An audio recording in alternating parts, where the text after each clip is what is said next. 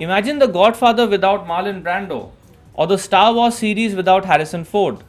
Ever so often, an actor bags a role that changes his life, but what about those who turn down such roles? This weekend, we bring you all the iconic roles which were turned down by big actors. Let's start with The Godfather itself.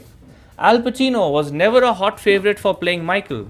In fact, James Caan was finalized for the role before being cast as Sonny. But a lesser known fact is that Jack Nicholson too was almost chosen over Pacino, but he turned down the role. Al Pacino himself has missed out on quite a few big roles.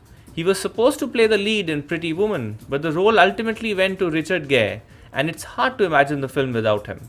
Jodie Foster came very close to missing out on her Oscar-winning performance in Silence of the Lambs.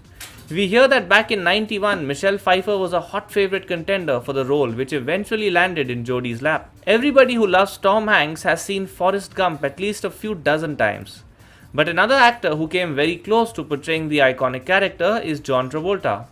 Ironically, Forrest Gump went on to beat Travolta's Pulp Fiction for the Best Film Oscar that year, firmly establishing Tom Hanks as a towering performer.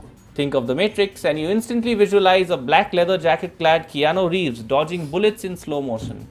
But the Wachowski siblings initially wanted Will Smith to play Neo. Smith was on an all-time career high after Independence Day and Men in Black and opted to do Wild Wild West instead of The Matrix.